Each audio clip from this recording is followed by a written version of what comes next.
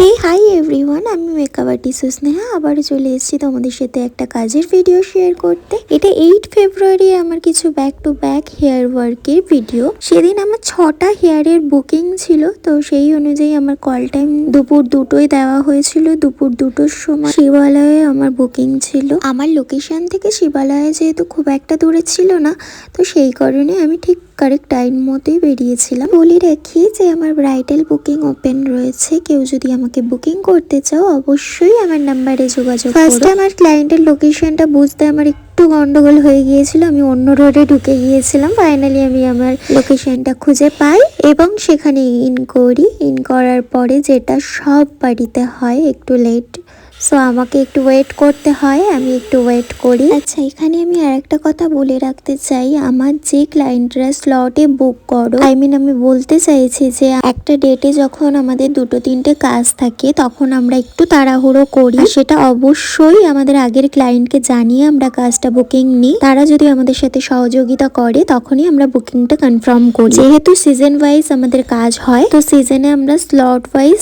কাজ করে থাকি। ফার্স্ট ক্লায়েন্টের পারমিশন নিয়ে দেন আমরা সেকেন্ড বুকিং নিয়ে থাকি। তো ফার্স্ট ক্লায়েন্টের লোকেশনে আমাদের একটা টাইম দেওয়া থাকে, ওই টাইমে উনি যদি বসে পড়েন তাহলে আমাদের কাজটা করতে খুব সুবিধা হয়। হ্যাঁ, এবার 5-10 মিনিট লেট ওটা এনাফ, ওটা আমরা বুঝে। এক্সেস টাইম লেট এগুলো তো আর মেনে নেওয়া যায় না বলো। তো আমার সব ক্লায়েন্টদের কাছে একটাই রিকোয়েস্ট যে তোমরা একটু টাইমটা মেনটেন করো প্লিজ। আরো একটা কথা বলার রয়েছে এখানে আমার, অনেকে ভাবো আমরা যখন স্লটে বুক নিই তখন ফার্স্ট জনকে আমরা তাড়াহুড়ো করে ছেড়ে দেব। তাড়াহুড়ো করে কেন ছাড়বো বলো, আমাদের তো কাজ ওটা, আর আমাদের এতদিন ধরে কাজটা করতে করতে হাতে একটা স্পিড চলে এসছে, তো স্বাভাবিক আমরা তাড়াতাড়ি করতে পারবো কাজটা। আমরা করতে পারবো বলেই 2-3টে কাজ নিয়ে থাকি একসাথে। তোমাদের কাজটা যদি আমি খারাপ করে দিয়ে আসি তাহলে তো সেখান থেকে আমার বুকিং চলে যাবে না। আমি যদি তোমার কাজ খারাপ করে দিয়ে আসি, 5টা লোক আমার কাজ দেখবে, সেখানে আমাকে জাজ করবে সবাই,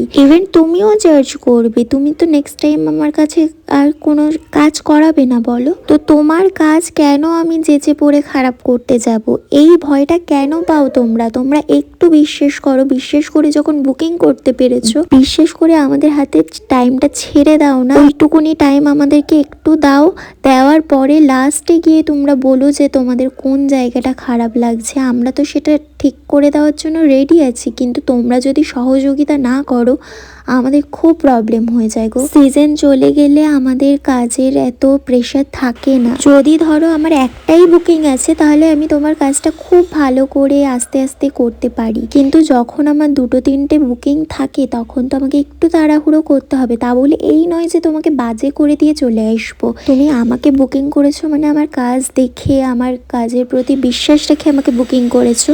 সো এই বিশ্বাসটুকুও তোমরা রাখো যে আমরা তোমাদের স্পেশাল দিনটাকে আরো স্পেশাল করে তুলবো। তো আশা করি তোমরা সবাই আমাদের এই ব্যাপারটাতে সহযোগিতা করবে। Thank you. একটু ব্যাকে ঘুরে দেখিয়ে দিন। ঘুরুন ঘুরুন, ঘুরেছেন ঘুরেছেন, ওই সাইডে ঘুরুন, ফুল ঘুরেছেন। হ্যাঁ হ্যাঁ, থ্যাংক ইউ সো মাচ। বলো আন্টি, কেমন লাগলো হেয়ার স্টাইল? হেয়ার স্টাইল আমার খুব সুন্দর লেগেছে। Thank you. একটু ব্যাকে ঘুরে ঢুকিয়ে দেখিয়ে দাও। Thank you so much. বেশ ভালো লাগছে গো। Very satisfied. হেয়ারটা কেমন লাগলো? অসাধারণ। Thank you so much. ভীষণ মিষ্টি লাগছে। একটু ঘুরে দেখিয়ে দাও ব্যাকে।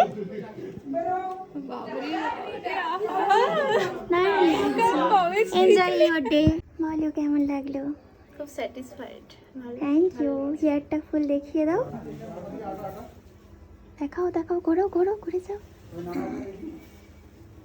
দারুণ লাগছে। Thank you.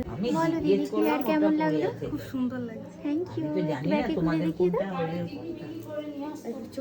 তোমাদের সাথে গল্প করতে করতে দেখো এই কিউট দিদুনটার সাথেও দেখা হয়ে গেল আর গল্প করে নিলাম একটুখানি। তো ফাইনালি আমার 6টা হেয়ার ওয়ার্ক তোমাদের সাথে আমি শেয়ার করে দিলাম গল্প করতে করতে, আর ওনাদের রিভিউ তো তোমাদের সামনে আমি তুলেই ধরলাম। কাজ করে বেরোতে বেরোতে আমার সন্ধে হয়ে গিয়েছিল, তো সন্ধেবেলা আমি একটু খাবার টাবার নিয়ে বেরিয়ে গেছিলাম। তো টাটা এভরিওয়ান।